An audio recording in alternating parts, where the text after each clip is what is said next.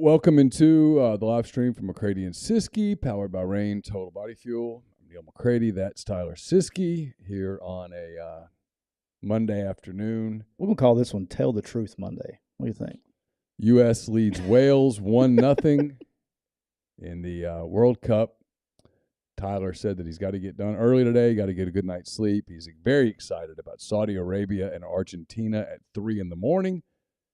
What? Yeah, I know you're watching. Listen, it's okay to admit. What's the time difference? That you love Argentinian soccer. What's the time difference? What do I look like? I went to ULM. Okay. Well, it's I was pulling for as my son let me know that I was pronouncing it wrong because I was saying Qatar the whole time, and he wanted me to let me know that it was Qatar. It's Qatar.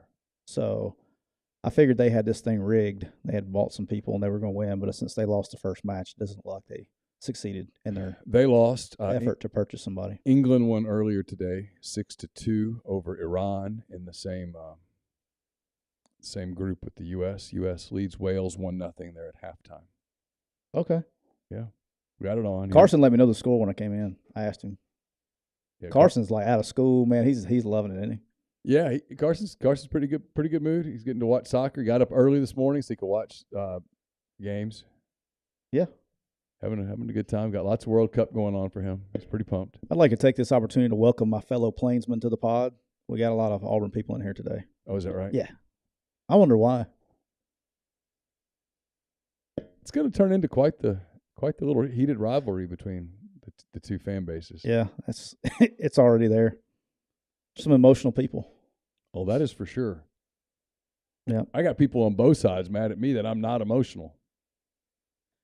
I don't think I have anybody mad at me because I don't think that they really care. But yeah, I've had an interesting view. Fans want people to be emotional with them.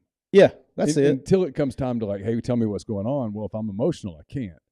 They want you to appreciate their feelings. Sure. And they also want you to tell them what they want to hear. Yes. They picked the wrong pod for that one. And then the other thing that I can't stand, and I'm careful. I'm trying to be careful to not name names, but there are people on this beat, okay, the Ole Miss beat, who are doing this deal where publicly they're saying one thing and privately saying the complete polar opposite. It drives me insane. Yeah. I'm like, dude, just be real about it. I'm not changing. I'm steadfast. What you see with me is what you get. I'm not going to change. Yeah, I mean, all right, we'll dive into a bunch of things. Tyler has a belief that December the 1st is an incredibly it may be an important day for college football. We'll talk about that. We're going to talk about portal guys and how with the new rules you got to be careful that you don't make misevaluations. We're going to talk about how candidates who are coaching teams that might make championship games are impacted by this early dates. That may be something to watch, by the way. We'll talk about firing season. Some coaches are going to get fired. Tyler has thoughts on that. And we have a question from a listener that we're going to address as well. And then, listen, I said it was going to happen. It happened. I told you I was going to have an awful week. I knew I was going to have an awful week. The only thing that prevented last weekend from being worse than it could have been is I didn't have a wreck. Almost did because the truck in front of me just stopped. All right, so I was listening to your show after the game on Saturday night. Yeah. Wasn't going to miss that one. That almost saw a wreck. I couldn't tell if that was you or not. I was like, whoa. Wasn't me. I took that Whataburger serious? Yeah, and the car was trying to get out, and I was on the right side, and so on the left side, he's trying to go across 2 lanes of traffic to go left. And he wanted an apple pie. He's trying to pull out, and that car just come ramming through, and I was like, oh, no. I mean, somehow the car come flying down on the left side stopped. I found out that Whataburger in Fayetteville, Arkansas at 11:45 at night is happening. By the way, I got back to my hotel at 12:05, and Walk On Sports Bistro still open. I don't know if they were open or not. They were still jam packed, and that place was kicking. It was kicking at 12:05 at night. Should have gone got you some beignets and some Miller Lite. I started to walk over there, but I had a feeling they're closed, and so I was like, yeah, nothing pisses them off more than ordering food right before they're getting ready to leave. No, that's the worst. Yeah. I used to work in that industry, so I know. And so anyway, I didn't do that. So we'll start a stream. Let's get it going. Get rolling. I may need some rain today. It'll be a little shorter show today. Ole Miss normally does their Monday media at about noon. Today it's at 4, so we'll be cutting it a little short because of that. Yeah, my wife's on my ass. I got to pack. Where are you going? Chattanooga. Yeah. For Thanksgiving? Yeah. Gotcha. You'd be there till when? That's where the knowledge of my trip stops. Gotcha. Is going to Chattanooga. I don't know when we're coming back. I just know I'm not a big planner. I'm a last-minute kind of guy. Gotcha. Welcome into another edition of McCready and Siskey, powered by Rain Total Body Fuel. Ooh. I'm Neal McCready. That's Tyler Siskey here with you on a Monday, November the 21st. Hope everybody is having a safe and happy beginning to Thanksgiving week. As we record this, U.S. and Wales playing in their opening World Cup game. The U.S. scored on a through goal from Pulisic. I can't remember who got the goal. What does that mean? A through goal? It was a perfect pass down the middle. Okay. And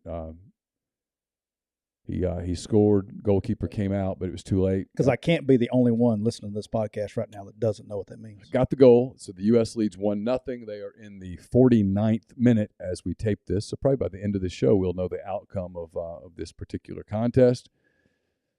But we're going to talk a lot of football here on the show. Obviously, it's coming to the end of the regular season. It's rivalry week. You got the Egg Bowl, the Iron Bowl, the Apple Cup, all those games this weekend.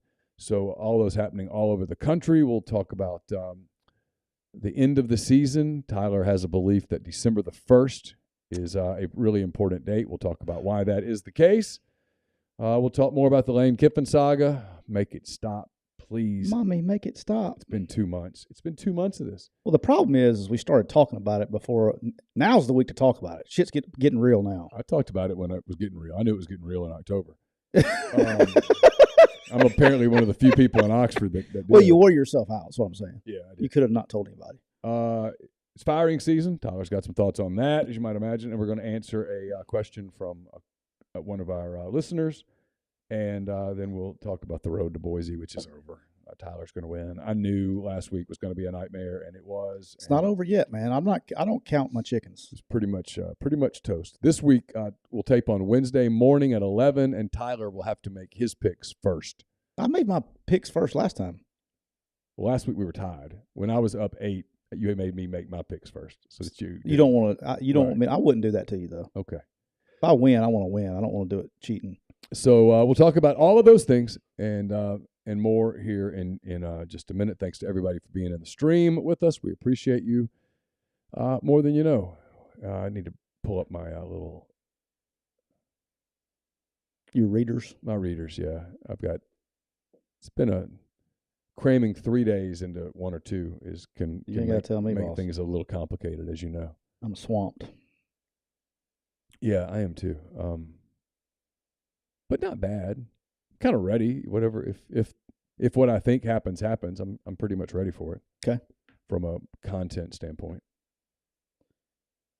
you try to be prepared. It's happening. Yeah, I think it is too. I've thought that for a while.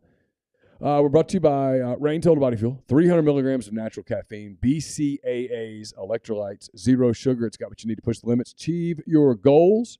Check them out on Instagram at Rain Body Fuel to learn more. Tyler brought them today. I'd put some in the fridge. I got the orange dreamsicle. And I am rolling with the Melon Mania. It's been a minute for the Melon Mania. It's one of my favorites.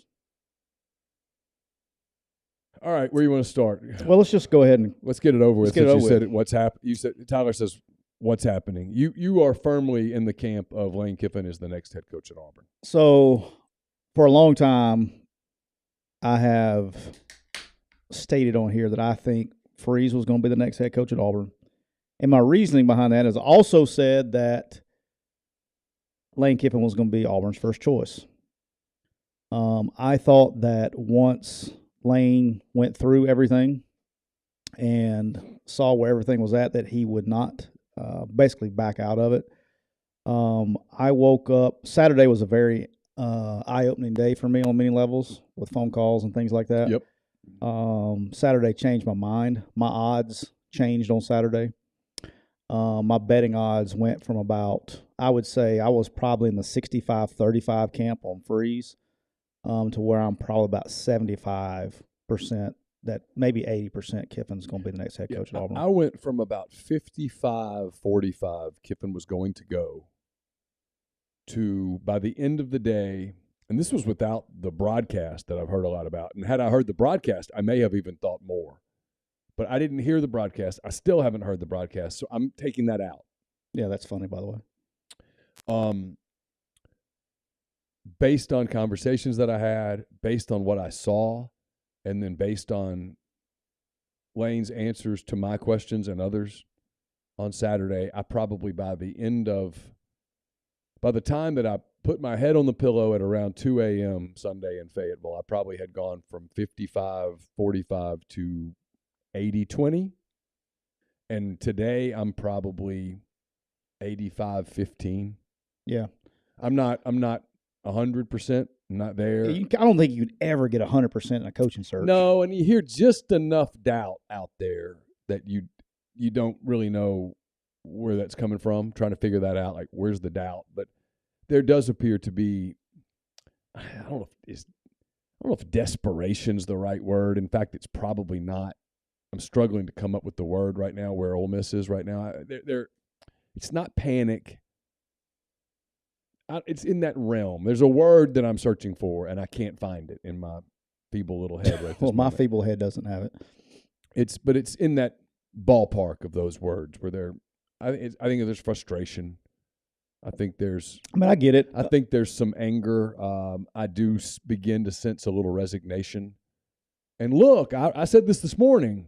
This is big boy football, and if you want to be a big boy and your coach is going to leave, well, today is November the 21st.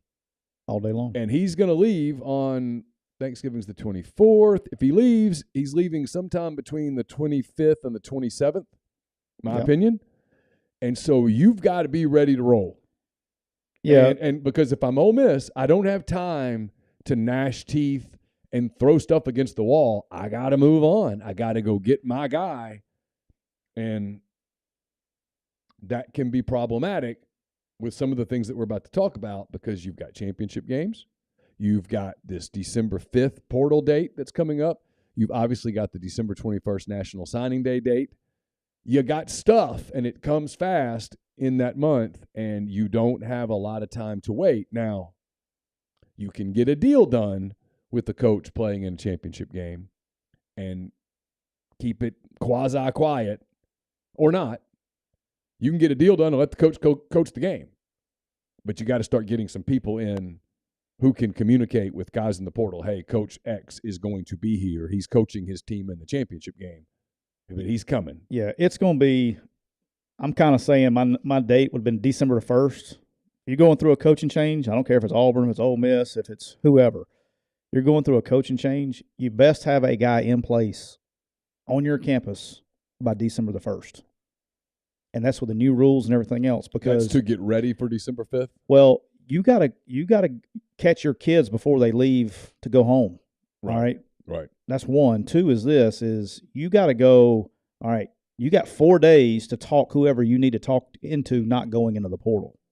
So if you got somewhere that has a marquee player, you got 4 days to convince them that they need to stay and play for you. Because if you're not in place on December the 5th, every player that you have on your roster that's worth his weight in gold is going to be in that portal. It's going to happen.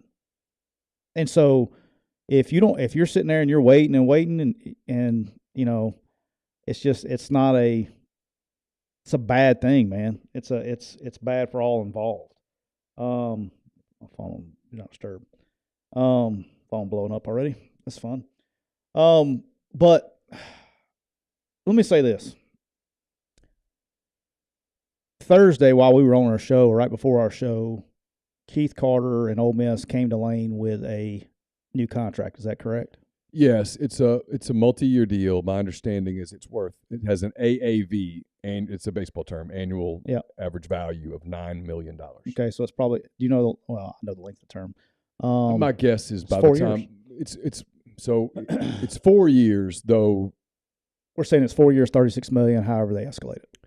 Well, they can extend it out 6-7 years, but you get into stuff that you can't announce publicly. And I'm just telling you, I think Lane wants it announced publicly. And here's the thing, just so the fans, I know there's a lot of people going, oh, we're 6 years too, or we can do this. Here's the problem with the law, okay, is it says that publicly you can announce for 4 years. Is that correct? Is that what we're saying? Which I know I do. I know it's correct. Yeah, I'm not exactly sure. It is. I'm just saying.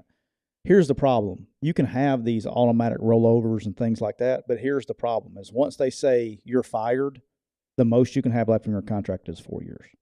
Okay. Does that make sense? Yes. Okay. So that's the most you can have. Because when would you not roll over a coach? When you're planning to do what? Fire him. Okay. So at that point, you're not going to roll him over. He's going to go through that next season. Now he has 3 years left to go put in his piggy bank. Well, if you go sign an 8-year deal somewhere else, man, you got 8 years. If they decide to fire you after year 2, then you got 6 left. That's where the years come into play. Is it's the second they decide to fire you or basically not roll you over, you got 3 years left on your contract. That's the problem. That's where the years. That's everybody's trying to say, well, we can do this. That is the actual problem with the years because I don't think anybody's explaining what the problem is. All right, but 2 is this: did he sign that contract? To my knowledge, he has not signed it. If he would have signed it, don't you think we would have heard by now?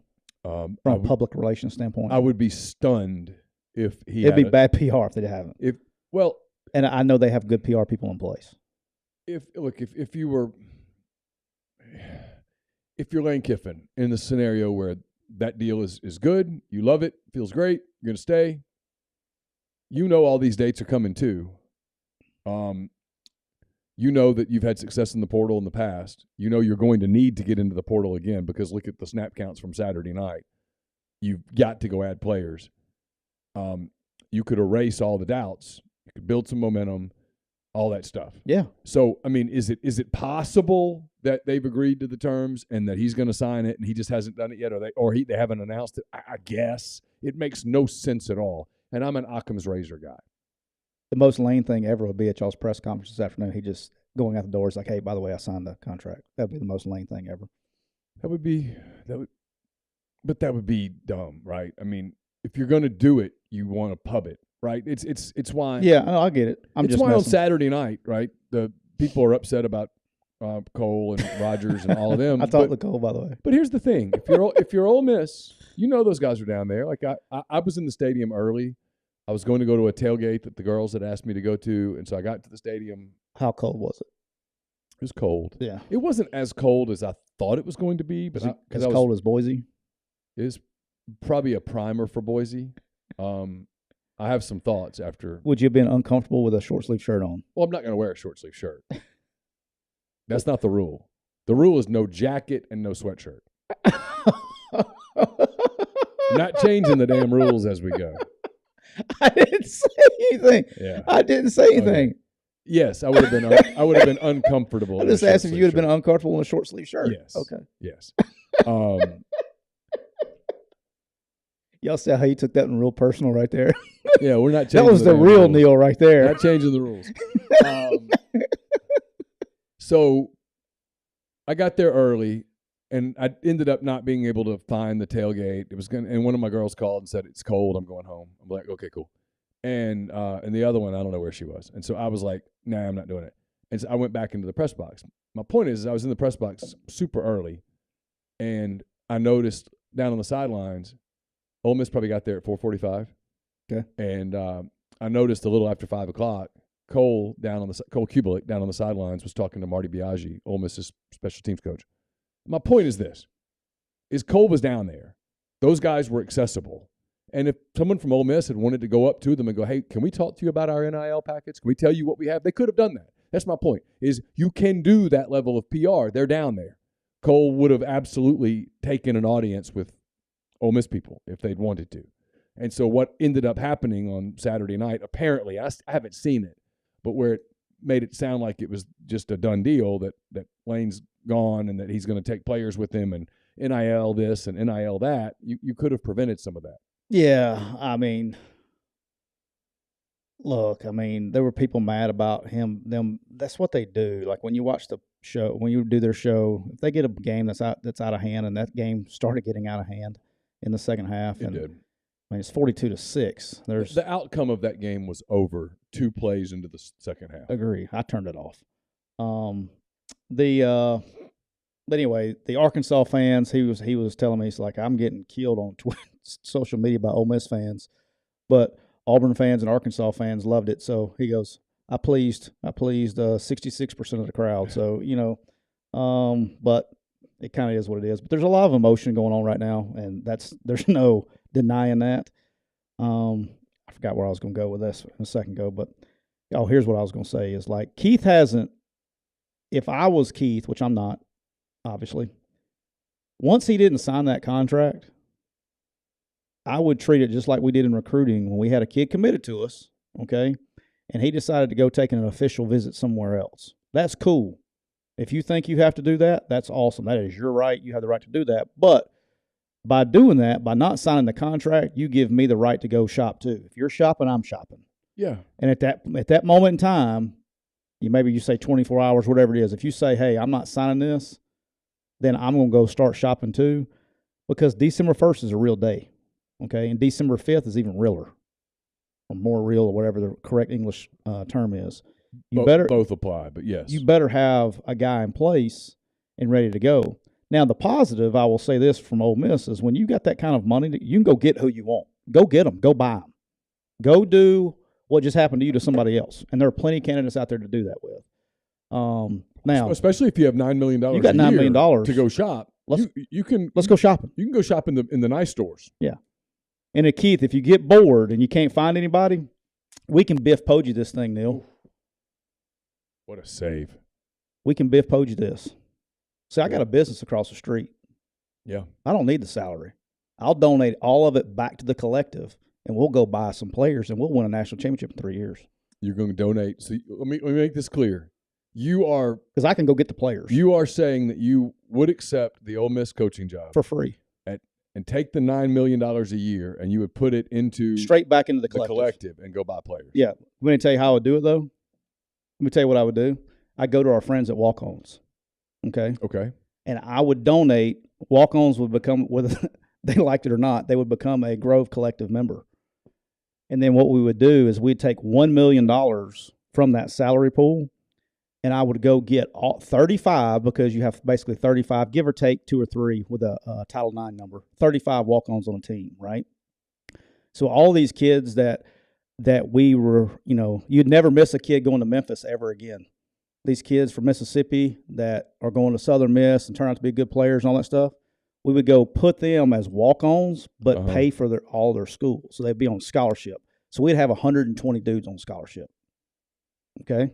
You with me? I'm with you. All right. Then I'm going to take my other $8.5 million that I got, and I'm going to pay every scholarship football player on our team $100,000 cash. But that's not how we're going to say it.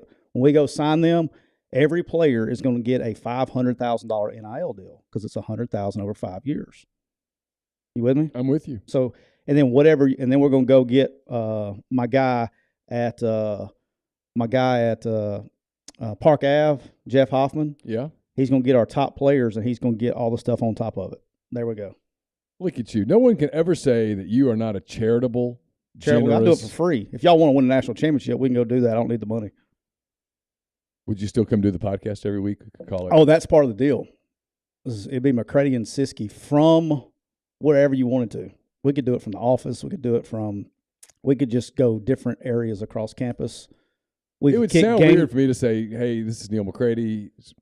That's Ole Miss football coach Tyler Siskey. I mean, Coach K did it at Duke, right? Didn't he have a show? He did. Yeah. I mean, Coach why not? K show, yeah. But that's what we should do, man. All right. Well, that's a thought. If you get hung up and you can't, we wouldn't lose any players. Go give Quinshon Junkins $500,000. Bought. I mean, why not? And we could tamper like hell. Well, that's the reason December 1st is important. Is we could hire Brendan as our recruiting director. the tampering portal is alive and well. And right now is the time that you need to be doing your best tampering, and you need to have somebody in place to do it. Being real. Yeah. I go get my guys from Cutter national team, like my man Sammy says here, and we go to work. We just go buy them all off. There you go. All right, let's see. What have we missed? The portal guys. There's new portal rules. You've touched on this before. Why is it that it's even more important now that you don't miss on a portal game? Yeah, just this is a reminder, and this is the thing that's going to be really hard for the portal this year is once you got them, once you take them out of the portal, they're yours now. So if you take a freshman that was a 5-star and he was recruited by all these people and you take him and he doesn't pan out, he is going to be on your 85 until his eligibility exhausts. So you got to make sure, and that's why you need time, in the portal to make sure you're getting the right guys and not make a rash decision. Because if you make a rash decision and you get it wrong, you're going to be stuck with that guy for 5 years, whether he could quit the team and he's still on your 85. Because remember, that was a question we had earlier. Yeah. If he quits the team, you make him quit, he still counts as your 85. His education's getting paid for. I have a question from a listener. Davis Ken wanted to know, is there any reason to expect a coach not to go to the highest bidder? That's a complicated question. I think it matters on where you are at in your career. Okay, so let's take somebody like Kane Womack, who's a good friend of ours, good friend of the show, right? 35-year-old. 35 years old. Second-year coach at South Alabama. Okay, so he's starting backwards, right? So he's going, okay, how long do I want to coach? Okay, well, he's got very easily a good 25, 30 years left in him, right? So he doesn't want to just go take a head coaching job, which I guarantee you. You think Melissa wants him out of the house that long? No. Oh, yeah. She definitely wants him out for 30 years. She doesn't want him bothering her? No, 30 years. Running around the house? Melissa's good for 30. Okay. But Kane doesn't want to go, which I guarantee you, if he talked to his agent, he could probably go find a job this year that would pay him whatever, probably 5 times what he's making now. I'm assuming he's making around. He's making around $700,000. Okay, so he can make very easily. I've done some homework. Oh, sounds like you've done some homework. Yes. He could go get a job very easily for $4 or $5 million this year. But what if it's in a wrong situation? Right. That has no NIL or whatever. Well, he's just going there to get fired, and then what's he going to do after that? Nothing. You have to go back into have the to go back and do coordinator everything thing and start over again. So he's in a good situation where he's got it. I mean, he's got 21 of his 22 starters coming back for next year on a team that's just won 9 games, and they got 1 game. He's 1 game short, by the way, that he's favored by 16 points this weekend of winning 10 games at South Alabama, and he has 21 of 22 starters coming back. Let that sink in for a second. No, he should have a very good team coming back next year. So he's got people excited. He's probably going to have a little bit of NIL money, at least at that level, to go do some things in the lower portions of the portal. To try to keep the ones that he wants to keep his guys, maybe adds a couple of things in the portal. No, he should have a very good team next year. So for people like that, to answer your question, it's not about money. It's about the end game and getting the right job to go compete for championships. Now, how old is Lane? Is Lane 40? I know he's like 3 or 4 years older than me. Lane will be 48 in April. Okay, so he's about 3 years older than me. I hate myself. All right. And look, if he's trying to sign an 8, 9, 10-year deal, this may be it. You know what I mean? Like, Lane doesn't want to coach till he's 87 years old. So now it gets into a little bit more of let's retirement nest egg. Let's see where we're at. We're coming to the end of their career. And it's bad timing for a lot of fans, but at the same time, his name is as hot as it's going to get right now. It's hot. And you have to strike while the iron's hot. And people can say, well, no, guys, he was coaching at FAU, okay? The Kiffin question is twofold. And I think we're getting to the place where it doesn't matter anymore. One is, and I maintain this, it is a horrific fit. How it works out, I'm fascinated. Totally fascinated because something's got to give. Something's got to give. Either Auburn's got to chill with hey, you got to do this family thing, and we're all part of this group hug, and no, he ain't going to do any of that. Or Lane's got to be like, okay, I you guys want that. Even though I hate it, I'll do it, which I'm betting against. I would bet against that. I've covered him for 3 years now. I was laughing. Someone goes, he doesn't even wear Ole Miss stuff, and I'm like, he ain't gonna wear your stuff either. And hey, and he's a Nike guy. Lane's a big Air Jordan guy. Hey, I have a feeling he won't give a shit. And so, when Auburn goes, hey, you can't wear those, I'm going to tell you what his answer is going to be. Watch me. He'll take his $300 fine every time he gets a picture taken. and he'll have plenty of money. I don't know what all happens, but it will be fascinating. That's number one. And then number two. That's good. It's true, though. It's true. I mean, it's not an insult on either party. But like Auburn's a certain sort of way, and Lane Kiffin's a certain sort of way. And the two ways, they don't mesh at all. Like the Venn diagram of here's how Auburn is, and the Venn diagram of here's how Lane Kiffin is. There's no, they don't match. There's no overlap. Like for example, with Ole Miss, like Lane Kiffin's really pretentious. Ole Miss is really pretentious. Like they're right there together. What I thought though, the reason that he might roll the dice on another year or two is because of some of the jobs that are going to be coming open that I know through people who have talked to him, he thinks are more attractive than Auburn. That's what I thought. Yeah. Turns out I was just probably wrong. And ultimately he decided, hey, if I'm right, he decided bird in the hand versus bird in the bush or whichever. How do you do that? Hand and bush? Bird in the hand's better than two in the bush. Yeah, there you go. That's good. I will say the phone conversation I had Saturday, and I'll say this again, and I've said it. I really haven't. The only thing that's changed in what I've said is my favorites and my betting lines have moved a little bit. Yep. But being an Auburn guy, growing up an Auburn guy, playing there or sitting there and watching everybody else play, Lane Kiffin, and we've said it before when they fired Harsin. I mean, Grind's been on the show for a long time. He's one Auburn fan that's been here for a long time.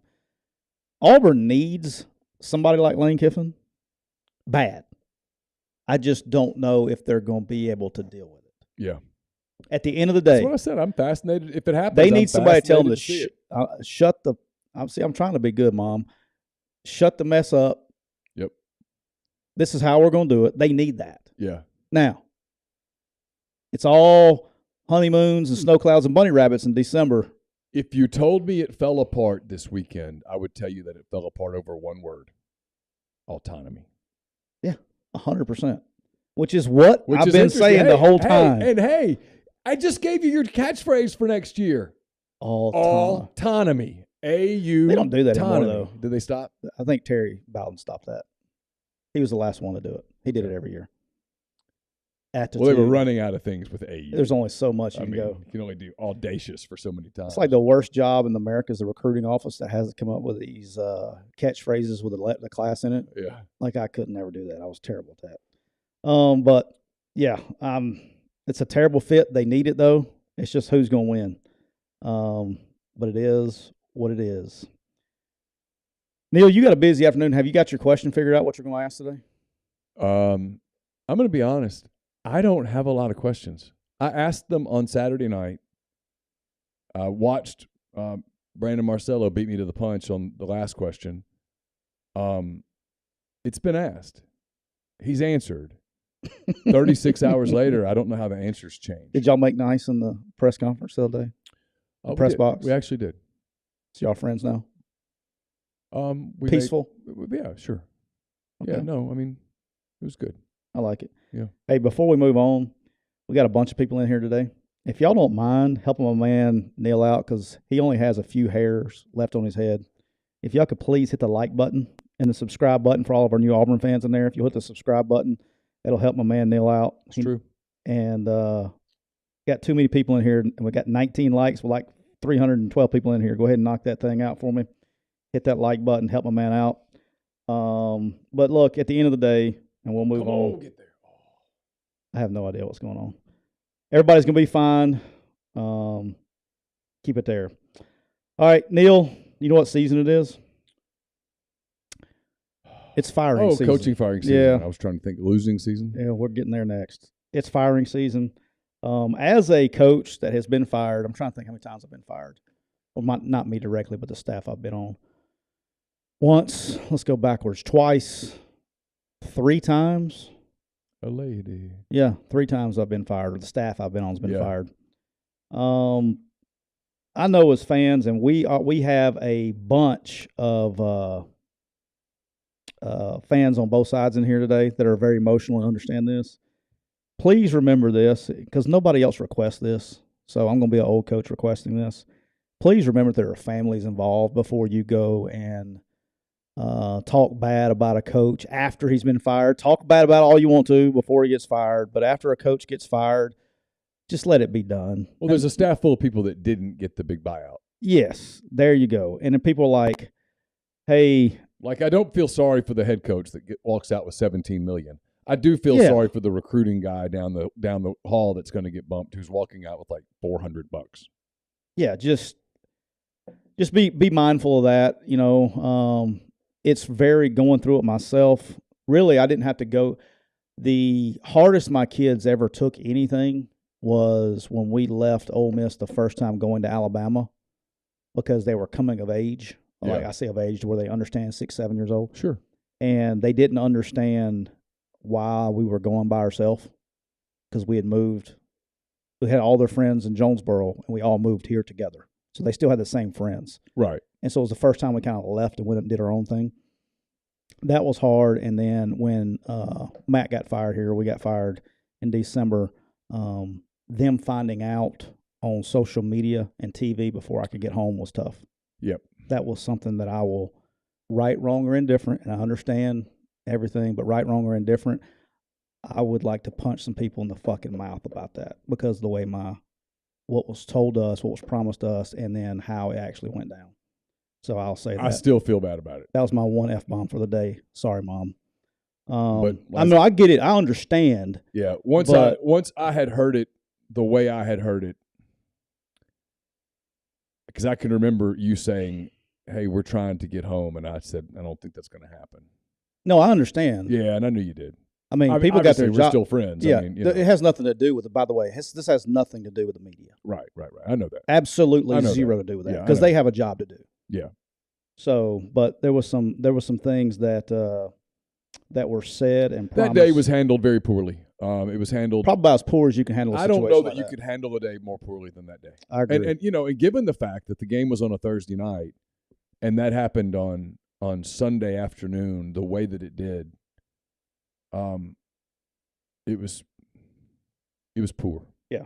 So that's all I'll say about that. But just keep that in mind, if you don't mind, guys. Just leave if it's over, let it be over, and keep your emotions to yourself. But can you imagine? Like I'm not.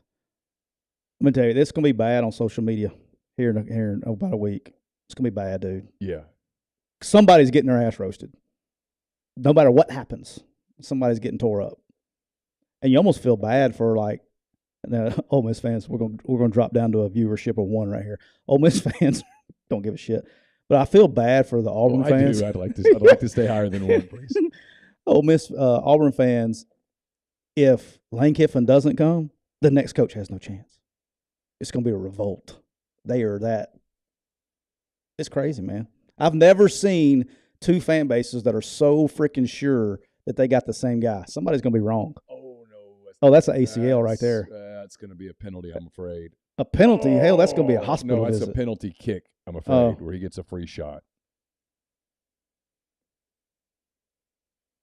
This no beer. Let me tell you, that's where they lost me. No beer. What's the score? 1-0. We say Neal. Is Neal the word? They're about to get what's called a penalty kick. You've seen penalty kicks before. It's where he gets the. I've heard. Yeah, this is a penalty kick on that play. Where does it have to occur for it to be like an uninstructed penalty kick? That's where I don't understand. Inside the big box, ass square, the big box, yeah. So what's the? I think they call it the 18 or what? I don't know. I never played. I've learned. Oh, a little chippy.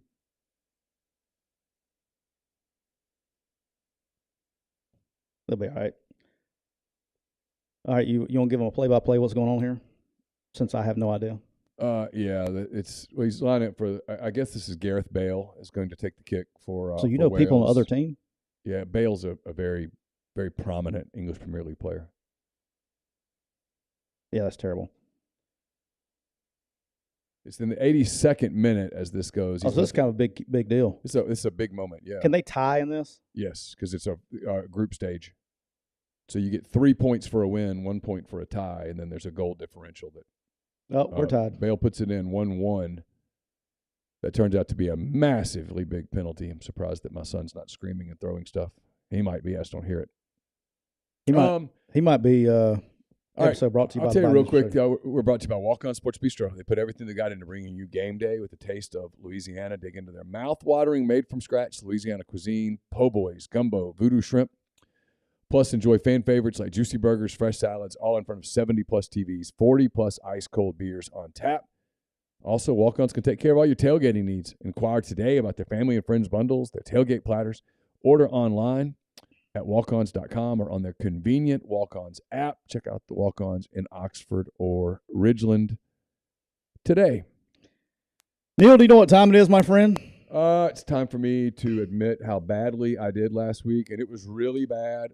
As Saturday unfolded, it was really bad. I knew it was bad. I got one right. I barely got it right. And then on Sunday, as I was driving, luckily everybody was calling me, and so I didn't have a chance to really hear the games. I would just ask Siri who was winning, and as the day went on, I was like, well, son of a bitch. The only one that I got right was Falcons-Bears over. Got that one. Everything else was a total disaster, including last night. I had Chiefs -6. They didn't win. I could have gone with Bengals. Didn't. They won. I bet against Iowa for the first time ever. I didn't. They choked. Actually, they didn't choke. Minnesota choked. Hugh Freeze's team was god-awful. I didn't watch anything. I did. I was running on a treadmill in Fayetteville watching Liberty. I was the one guy watching that going, what are we doing? And then I realized I was calling Liberty we, and I wanted to throw up. I'm sure he'll be happy to hear that. I don't care. Yeah, it's not like me and Hugh are really worried about each Hey, other's we feelings. do have some new followers on our I know. our podcast social media. I tried to cheer for you guys one time. That'll be the once. Kansas, my God, they got smoked by Texas. That was awful. Matt Campbell. You could have literally just faded yourself and had a hell of a week. Matt Campbell and Iowa State, that deal's – he's an example of a guy who stayed too long. Yeah, but do you know, like, all kidding aside, you know this is they're now 4-8. They've had 7 losses inside one score. Yeah, I know. I mean, it's just one of those years. I've been there. That sucks. Ironically, one of those years that we got fired, Hugh Freeze was our offensive coordinator, and that's when he got the head job.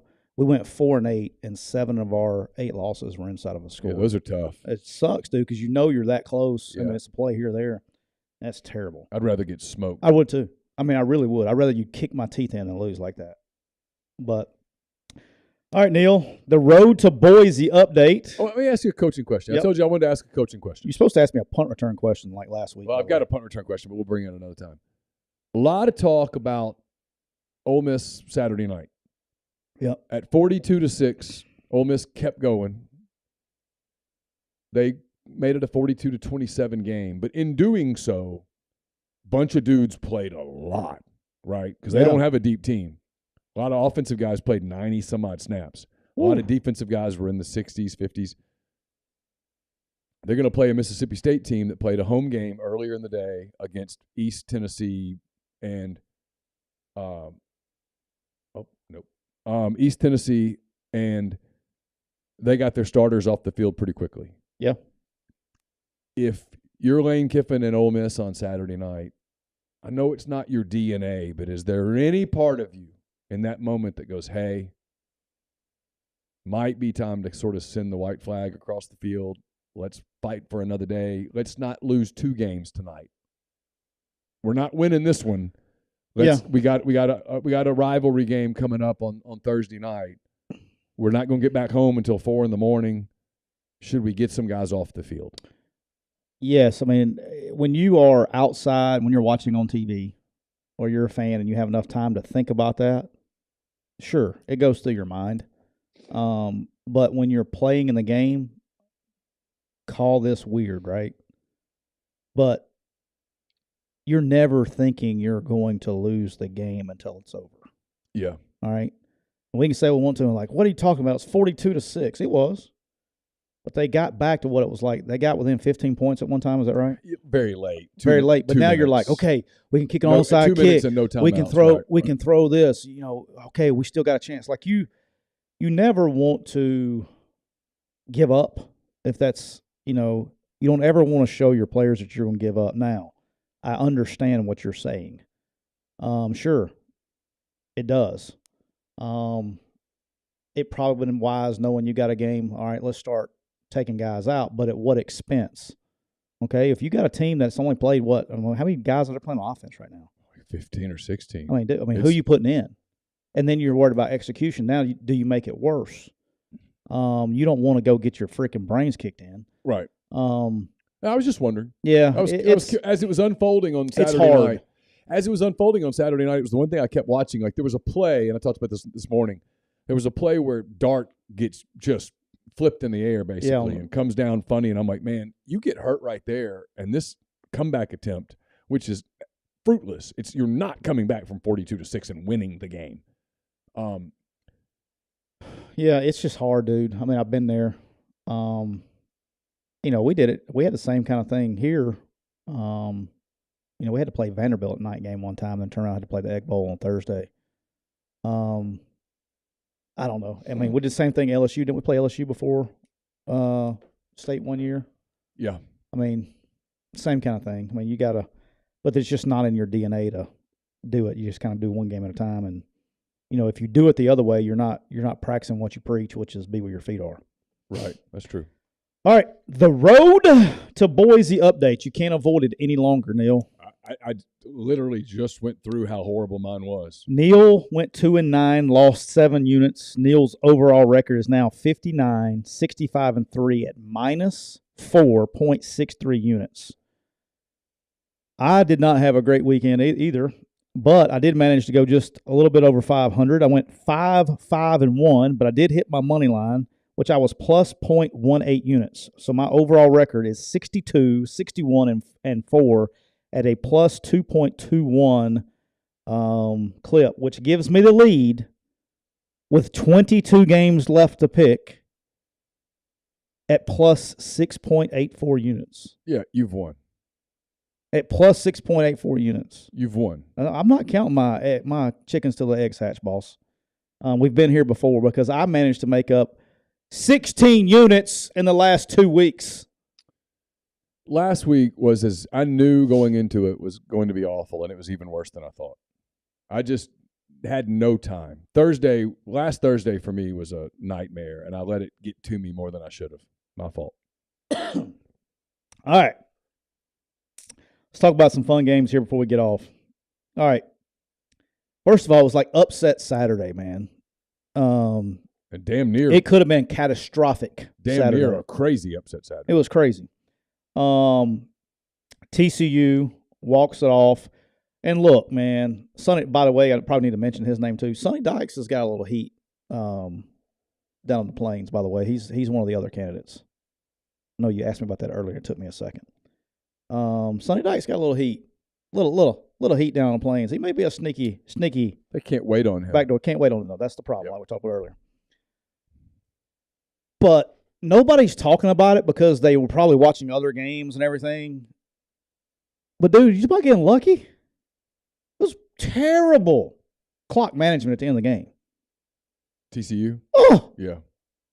With no timeouts and like 20-something seconds, you got third down. So they spiked it on second down to stop the clock. But they're out of timeouts. And so to try to run the clock down some more, because it was like 3rd and 8 or whatever they did, they run the ball. So you can't spike it. And they had to go, red field goal basically with guys that, sprint to the line and kick a field goal without a warm-up. Now, maybe he's playing chess when we're all playing checkers, and maybe he doesn't want his kicker thinking about it. But, dude, rushed him out there, and, dude, this dude hit it right down the middle. He did. He popped it. But that would have not been in my – like, sometimes, like, coaches get too cute with this end-of-the-game scenario. Like, you don't get extra points on the scoreboard or more credit for your win if you leave no time on the clock. Sometimes it's better just to take the lead with 10 seconds to go and let them try to throw, the Stanford cow play or something. But like I wouldn't have done that. That was too cute for me. But they win. I had them at -2.5. They win by 1.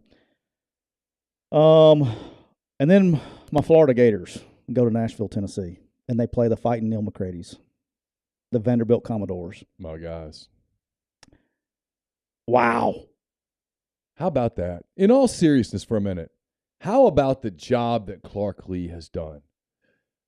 I told you this. I did. I told you this, and I've said it on the podcast. After the Ole Miss game, I was in the Vanderbilt building for a while. Talked to a few parents. Actually visited with some of their players. Did you go to the Commodore Walk? No, I was too emotional for that. No thanks. But I was impressed by just things that I heard. Overhearing things guys were saying. And they knew they were going to Georgia the next week, and they knew they were going to probably get popped, but there was absolutely no quit in their voices. And that's credit to them, because in the past there's been quit at Vanderbilt. Neal, you doubled up because you said they were going to get one this year, and by God, they got two. And might get three. Easy, boss. I put it like this. How about this? I will put the entire trip to Boise on that one, if you want to bet that on the side. What are you saying? If you're telling me if you take Vandy, I'll take Tennessee, and if you win, I'll do Boise. I'll go shirtless in Boise. You're not going shirtless because you're going to get sick. Oh, I'm getting sick. That's happening. But if you lose, then you automatically lose the competition. Well, I'm not. I'll think about it. Side bets. All right, but how about this, dude? Like some things I just wanted to scratch my head over. All right, there's a lot. By the way, I can't take it. The complaining about official stuff drives me nuts. Okay, I get it. But you want to talk about somebody getting screwed by the officials? At the end of the Vanderbilt game, Cuz just catches the ball and gets tackled at 2 yards short. Inbounds, 2 yards short. And you know what the officials did? No, they stopped the clock. Can you imagine if Florida's last play had been successful? Can you imagine what we're talking about today? But everybody talks about that was just ineptitude. Like I couldn't believe it. And then Clark Lee's having a conniption fit. I guess so. Because the game was over. I couldn't imagine what the Twitter feed would look like on some of the people covering them if particular people were covering them. By the way, I counted 7 officiating tweets in the first quarter of the night, just in case you're curious. 7 by the same person. Drives me nuts, dude. I'm sorry, it does. It drives me. I can't take it. It kind of got mute, though, after the score was 42-6. Everybody just kind of let it die down. Well, that was my thing. I had people going, how come you didn't write about officiating? It wouldn't have mattered. Because it would have mattered if it was a close game, but it wasn't close enough to matter. Yeah. But how about this? My man has a chance to walk it off with a Hail Mary from the 40, and he throws the bitch 27 rows deep. Yeah. Like, cuz. Yeah, it doesn't count for 3 if you throw it through the goalpost. It does. If you throw it through the goalpost, it does not count as 3 points. Like, what are we doing? I know. It's unbelievable. That killed me. So I lost that one. Big kudos to Clark Lee and those guys. Seriously. That is a difficult as hell job. Good for them. And that's a remarkable job to keep plugging away. Yeah. Hey guys, I know that y'all think the refs suck, but look, I've been doing this a long time. There's nothing you're going to tell me that's going to make me not understand the refs suck, one. But I also know that nobody wants to follow my side, is that you can complain all you want to, and the score's not changing. So, but I will tell you this. I know this for a fact happens. If you bitch about officiating publicly, you're going to get your ass burning next Saturday. Done that one. All right, that will happen. Just want to say that. Keep tweeting because they're looking. They're people. They will. I'm just telling you.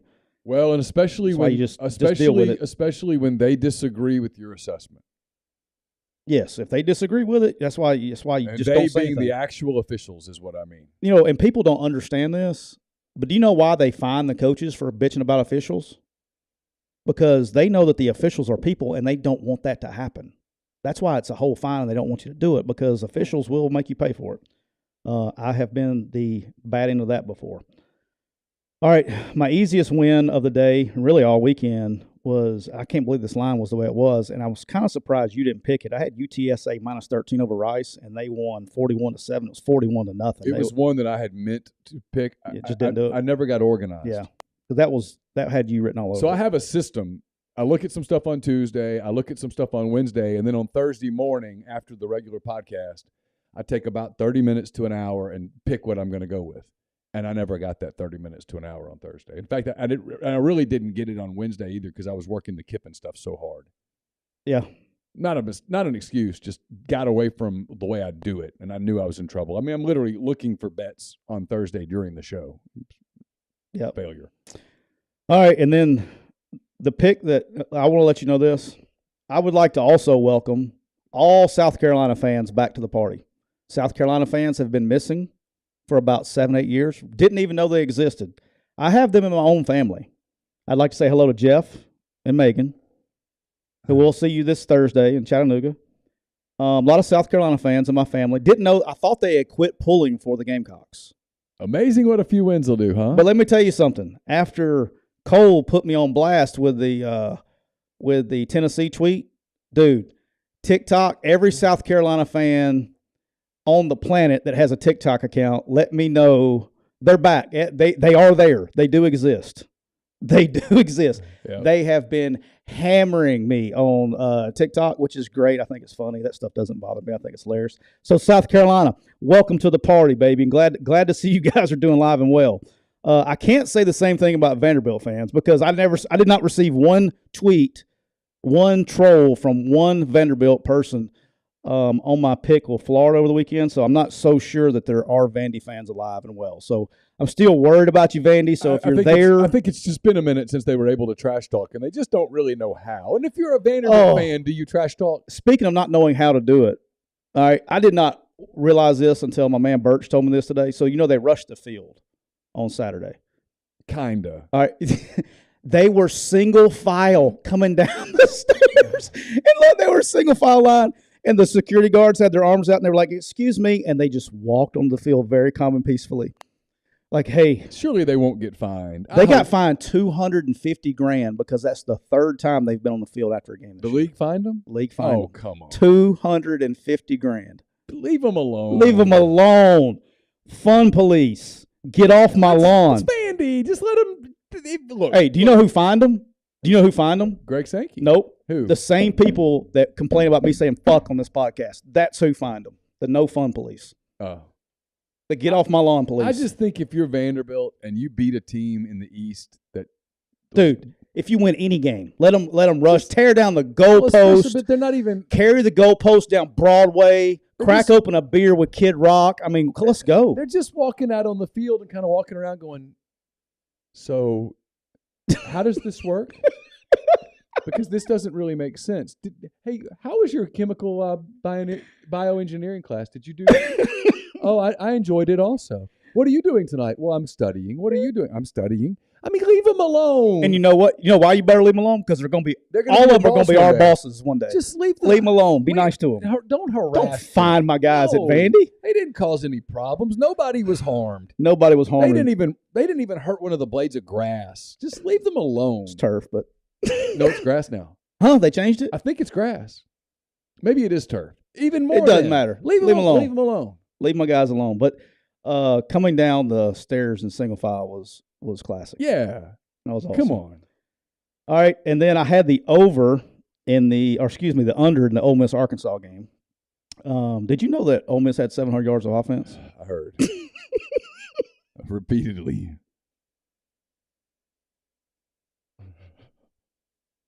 It was the answer to my question about was your team distracted?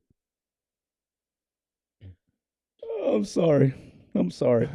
Lane cracks me up. Man. Hey, he's a beaut, man. He is a beaut. 1 week I don't give a shit, and the next week, hey, we're 700 yards of offense. I had just came on here and talked about how awesome it was that he said, we don't care about that. We came here to win. And then he did that to me on Saturday. I was just like. Over and over and over again. Lane, you lost the game. Just stop. And the thing, people say, well, 700 yards is 700 yards. I get it. Dude, 700 yards is a lot of yards. It's a lot. And look, Arkansas's defense is bad. Yeah, but dude, that 700 yards is a lot of yards versus air. It is. And I mean, I'm not taking away from it. I'm just saying it's hard to come back and go, yeah, but the team you were playing, you don't think they lost a little the intensity. Yeah, well, they had a ton at half, right? Didn't they have like 300 change at half? It was like 300. The problem was turnovers and red zone. Like, dude, if and he missed a field goal. Because you can't stop it. They couldn't stop a nosebleed on the other side either. Right. And when you are kicking field goals and they're scoring touchdowns, no bueno. I'll tell you what, NFL team, give me any one of those 3 running backs on that field that night. I'm good. I said that. Who do you earlier. think if I was an NFL GM out of those 3, who you think I'm taking first? Depends on what system I'm running, what type of team. It doesn't matter. I'm any NFL GM. Who am I taking taking first? Judkins. Taking Taking Evans. Are you? I am. I think he is a NFL can't miss. NFL in space when they can get him. Just the game's so much out of the backfield now and all that stuff. Sure. And the thing that worries me about Quinshawn is, dude, it's the same thing with quarterbacks, and we'll talk about it with Aaron Murray tonight too. Now it's the same thing with those running backs.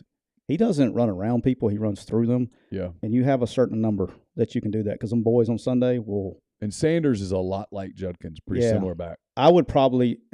He's got probably better vision right now, but I'm also comparing those two at their end of their career and Judkins at the beginning. Yeah. I think let's go 3 more years and see where it's at. But dude, Evans is a. Oh, he's a beast. All 3 of those guys were just. It was a pleasure to watch them all. Yeah, play. he's good. They all made some runs where you're like, whoa. All right, and then the last college line I had was we talked about the Iowa Hawkeyes. Have you talked about that game today? Yes. You talking about these Iowa Hawkeyes that you didn't bet on? Yeah, and They did it the most Iowa way ever. I mean, it was so Iowa, and I watched it happen, and I'm like, normally you would be so enjoying this, and right now you're frustrated by it, and this is all your fault. It was an undisciplined day. I mean, I finished an undisciplined Saturday. At 1:00 in the morning, I ate a whole pizza. That's how undisciplined I was. Dude, I'm proud of you. I told you slept good there too. You got to be able to reintroduce those carbs back in your system. What kind of pizza was it? What's your pizza go-to? So I got pepperoni, sausage, and banana peppers with a side of jalapeno peppers. Dude, let me tell you something. Yeah, we're close in. I think I've told you this privately. About, I don't know, 10 years ago or so, maybe longer than that. I went with my wife. She has family in Connecticut, New Jersey up there. Uh-huh.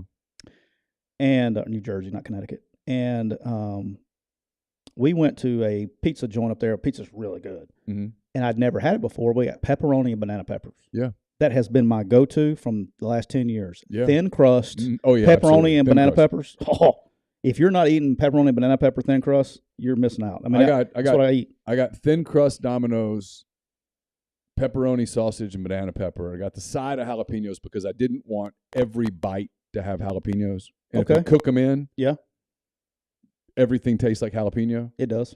But if you have them on the side, you can sort of control that, and it was really good. Yeah. No, but all right, NFL. Can we talk about the NFL for a second? We got about 5 minutes. Yeah, we're good. Your boy, I went 3-1-1 on our sheet, but I added 2 games and hit both of those. So in the last 2 weeks, personally, I'm 13-1-1 in the NFL in the last 2 weeks. I wish that would stop. I'm telling you, I got a feel for the NFL right now. I'm trying to tell everybody this thing works. It worked again. The Ravens were 13-point favorites. Yeah. And that you almost hit, by the way. You got screwed. It was close, yeah. But take the under in games where there is a team favored by 9.5 points or more. Every single time I've bet that this year, it has worked with the exception of one time. And it worked again. The over-under was like 40-something, and they scored 16 points in that game. Yeah. It was stealing. I pushed on the Bears. GJ, I don't even see GJG in here today. His favorite team, the Atlanta Falcons. Dude, do you know why that really pissed me off? The Bears should have won that game outright. I listened to a lot of it. Justin Fields got hurt, dude. Yeah. And once in the first half, he got thumped. Something happened to him, and he stopped running. And he just was a pocket passer. He tried to move a little bit in the pocket, but he did not extend any other plays in the second half, and that killed them offensively because that's not what he is. And that killed that game, but they pushed. They were +3 that pushed. Me and you both lost. I was surprised. If I missed one, which we both did. Yeah. Dude, the Giants-Lions game took me by a total shock. That's the only game I've lost in 2 weeks, and that wasn't even close. Detroit suddenly getting a little interesting, kind of playing a little better going into this Thanksgiving Day game. And you know what the rule of thumb is you always take the Lions at home on Thanksgiving and the spread, but they're playing my Buffalo Bills. Yeah. I wonder if they're staying. No, they returned, and they're coming back. Really? Yeah. That's unusual. Usually they stay. I took the Commanders -3 against Houston. They destroyed them. And our Bengals with a big dub yesterday covered against the Steelers. And Joe Burrow was really good. Dude, I'm telling you, hey, Joe Mixon got hurt a little bit. So you were the whole second half without Joe Mixon and Jamar Chase, and you can still do it. They're a dangerous team in the playoffs. They're starting to find it out, dude. I'm just telling you. And then last night personally, so the two I added personally is I added the Cowboys -1.5. That hit, and then I went against you last night a little bit because Mike Williams and Keenan Allen both active, so I took the Chargers +5 last night, and that hit. Dude, that's the team I feel the worst for. Chargers. When they're healthy, they're really good. Yeah. But they're beat up on the defensive line, so everybody's just lining up and running at them. I mean, they're giving up like 5.5 yards a carry for the last 4 or 5 weeks. But offensively, when Keenan Allen and Mike Williams are there, and you got Austin Eckler, and you got Campbell who stepped up, dude, they're good, man. But they just can't seem to get over the hurdle. 308. Some early lines, NFL early lines. We got a game tonight, of course. The Niners. What is the line at right now? Niners -10. All right, I'm betting it. What is the over-under? 40-something, right? 43. All right, I will take the under. Now that it was at 8, it went to 9. It's at 10 now. Okay. I'm taking the under at 43. That fits my criteria. All right. We got the 3 Thanksgiving Day games. Buffalo is a 9-point favorite at Detroit. The Giants, a 9-point dog at Dallas. And New England, a 3-point dog at Minnesota, who got absolutely thumped. How about that by game? the Cowboys. Cowboys look really good. Oof. Dude, how about this? What's his name? What's her boy's name? Parsons got dinged up. My man Sam went in and wrecked shop. Well, Sam, and then they have other guys. They just kind of they have a bunch of dudes who can get to the quarterback, and they just sort of let them take their turns. They're scary. The Sunday games, Houston +12 at Miami. The Bears +5 at the Jets. The Jets, ooh. That was Zach Wilson. Dude, I'm telling you. Zach Wilson. Dude, Bill Belichick will take you, like, he's got I mean, they're still the Patriots, and they're terrible on offense, but he's good enough on defense to take people away, and he did. How about the way that game ended? And covered. Zach Wilson. Did you see the ending? Yeah, I did. And it covered. That made it cover. Ravens -4 at Jacksonville. Tampa Bay is a 3-point favorite at Cleveland. The Falcons getting 3.5 at Washington. The Bengals head to Nashville, giving a 1.5 to the Titans. That's an interesting game. Denver -2.5 at Carolina. Another interesting game. Is it though? Yeah, the line is. Raiders getting 3.5 in Seattle against the Seahawks. They finally got one yesterday. Yeah. Chargers giving 3.5 at Arizona. The Rams getting 14.5 points at Kansas City. Take the under. The Saints getting 8 at San Francisco. The Packers getting 7 in Philly. This is where I'm mad at myself. The other game that I had written down and I was going to do was Colts +7 out of 1. But I didn't process. I've seen enough now. What's their line this week? Eagles -7 at home against the Pack. Gotcha. The Eagles got lucky yesterday. And then the Monday night game, Colts -3 at home against the Pittsburgh Steelers. Okay. I'm down with that. Drew asked, would y'all take Ole Miss -5? I think somebody I saw where it was down to 2.5. I'll tell you where it is. Hold on. College football. Here we go. Got a couple MAC games tomorrow. And then on Thursday, Mississippi State's I'll put the fun lines on that sheet. Mississippi State's 2.5. A dog at Ole Miss. I'm probably taking Mississippi State unless Lane signs his extension before then. And the over-under on that game is 59. In the Ole Miss game? Yeah. That's pretty good. Vegas stayed a little bit because the money line on Mississippi State's only 115. Yeah. I mean, look, we can call it what we want to call it. That was a distracted team on Saturday. Yes. And it's not going to be, if he doesn't sign his contract and it's public before Thursday, it's going to be another distracted team. And do you buy any of the Mike Leach rumors out there? That he's retiring? Yes. No. I don't either. It would be news to me. I'm looking for some other interesting lines. We'll just go through this very fast because I'm looking for some money lines. I got to try to get a big hit. Baylor's +245 at Texas. Cincinnati's a 2-point favorite over Tulane. That should be a really interesting game in Cincinnati. Dude, Tulane, they're good, and so is Cincinnati. And then, that's a winner good of this game hosts against Central Florida, UCF, yeah. right? Mm-hmm. Utah State's at Boise. There's nothing there. Central Michigan's at Eastern Michigan. NC State's at North Carolina. NC State's plus 205. There was another upset. Georgia Tech upset North Carolina Saturday. Yeah. Yep. Arkansas is at Missouri. The Razorbacks giving 3.5. What's the under in that game? 56. I'm taking the under probably because Missouri can't stop the run. That's true. Of course, that's a different run. It is different when KJ's out there. It is. Nebraska is a 10.5-point dog at Iowa. You like that one? 10.5 such a big number involving Iowa. It is. But Nebraska sucks. Who's going to be the next head coach at Nebraska? Matt Rule. I got a dark horse for you. Okay. Gary Patterson. Really? Dark horse. UCLA's at Cal. UCLA giving 10. Florida is at. I like Chip Kelly. Wink, wink. Yeah, I know you do. I like Chip Kelly. Florida's at Florida State. Florida getting 9.5. The money line there's plus 310. If you think they could win in Tallahassee, I'm not sure I do. It depends on who shows up. Michigan's at Ohio State.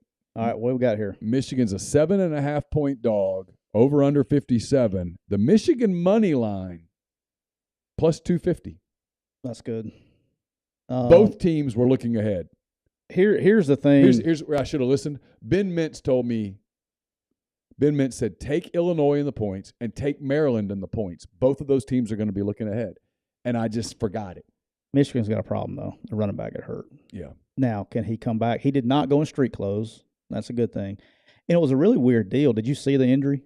I did not. So he kind of get hit. He gets hit on the knee. There's no movement, and it looked like a very grazing blow.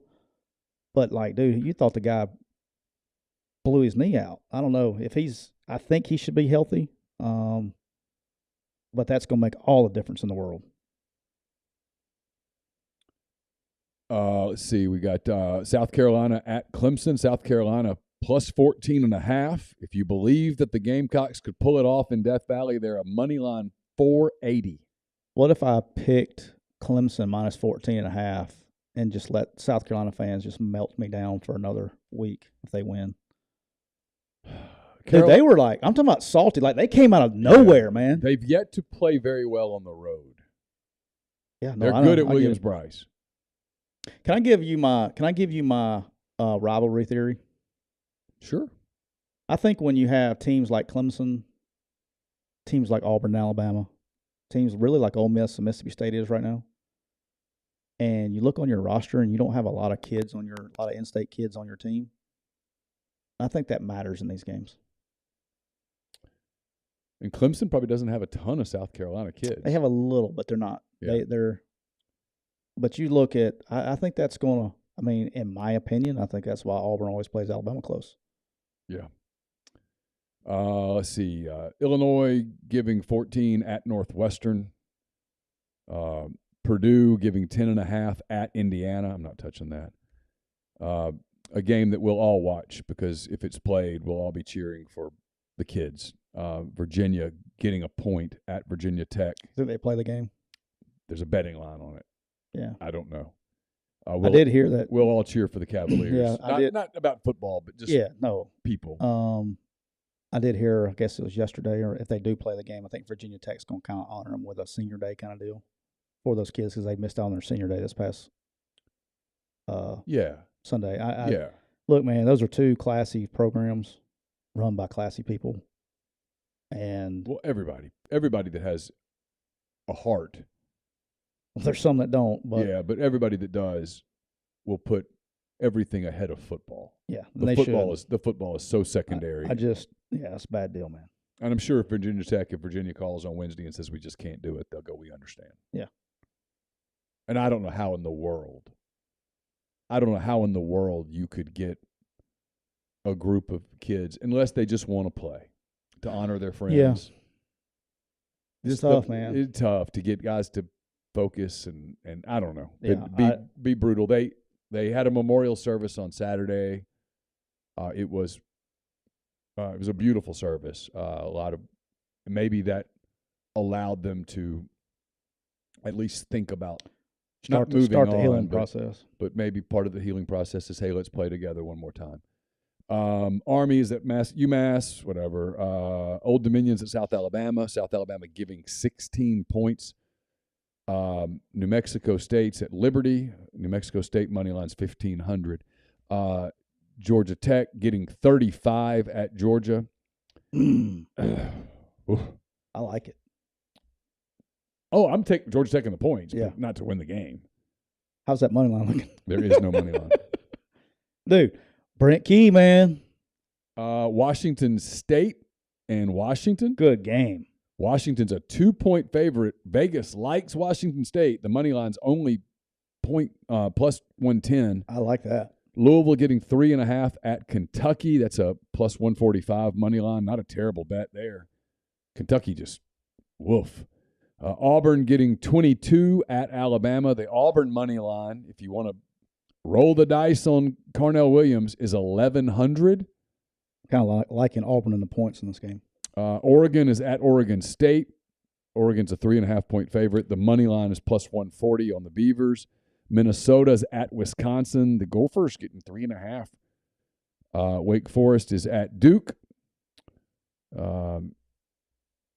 UTEP at UTSA. Tulsa, Houston. Iowa State's at TCU. TCU's one last regular season shot. Southern Miss is at ULM. Go! That was earlier. Game's over. I was getting all excited. The game's over. Oh, it's over? Who won? Tie. Oh. LSU's at Texas A&M. LSU's a 10-point favorite. The A&M money line's plus 310. What would you if before the season I'd said end of season A&M money line plus 310. Here's one that I kind of like. Here's a money line that I don't hate. I got one. I know what you're about to pick. Notre Dame. Damn it. At USC. That's what I was going to pick. Notre Dame money line plus 185. Notre Dame a 5.5-point underdog. We talked about Tennessee and Vanderbilt. Line's 14. The Vanderbilt money line is 420. Not enough, Neal. Oklahoma's at Texas Tech. The Sooners giving 2 points on the road at Lubbock. Pittsburgh's at Miami. Kansas at K-State. Yeah. Some early championship lines, by the way. Clemson a 7-point favorite over North Carolina. LSU a 15-point dog against Georgia. Fresno State a 4.5-point dog against Boise State in the Mountain West Championship. Well, Neal, I got to get you to a press conference. Yeah, I got to get moving and grooving. Thanks to our friends at Rain. Yes. 300 milligrams natural caffeine, BCAAs, electrolytes, zero sugar. It's got what you need to push the limits, achieve your goals. Check them out on Instagram at Rain Body Fuel to learn more. They're great people. In addition to the product being awesome, they're great people. They've been super to us. We are so appreciative to them for all that they do for us. Speaking of being appreciative, thanks to all you guys for being in the thread, for being with us. Please hit the like button, leave a review. You can say what you want, but please give 5 stars. That helps. You can say, I hate you guys. You're hideous, but here's 5 stars. You can call us Auburn homers because I am one. They call you an Auburn homer. Let's see. You were in Arkansas. Dude, how did you get out of last week and not get attacked on your Arkansas fandom? I did get attacked. Did you? Yeah. Somebody get after you? On the message board. They get after you? Yeah, it was a heat of the moment stuff. How was your did you call the Hogs Saturday night? I mean, like 30 times or something. Did you wear the hat? Did you wear the Razorback hat? I did not. In the press box? No. I mean, it was life-changing stuff. I wore tan pants and a black sweater. Okay. Does tan and black go together? Well, it was kind of like, this went together. Okay. What color shoes did you rock? Black. Okay. Could not have been more neutral. Did you cheer for the officials too? I was cheering for the clock and then the game kept going, and I was like, "Hey, let's get a move on, fellas. Let's go. Let's get this thing done." So it was cold. Even in an enclosed press box, the air was kind of coming through the windows a little bit, and so it got a little chilly, but it was okay. Got down, did the post game, got back to. My goal was to get back to the hotel by midnight. I missed it by 5 minutes. It was all good. Yep. All right, hey, all my Auburn people in here, if you don't mind hitting that like button and that subscribe button, because you're going to get all the real updates from my man Neal right here. Make sure you come and join us. We're going to be Wednesday, right? 11 o'clock? Wednesday, 11 a.m. Central Standard Time. We'll make our picks, have a little Thanksgiving fun, and I'm not dressing up like a turkey. No, well, a pilgrim. What if I dressed up like a pilgrim? That would be funny. I'm not a big dress-up guy. All right, Neal. All right. Thanks to everybody again. I appreciate you very much. We will be back on Wednesday with a Make It Rain Wednesday edition. Make it rain of McCready and Siskey. So for Tyler, I'm Neal. Until Wednesday, you guys take care. We will talk to you, I hope, soon.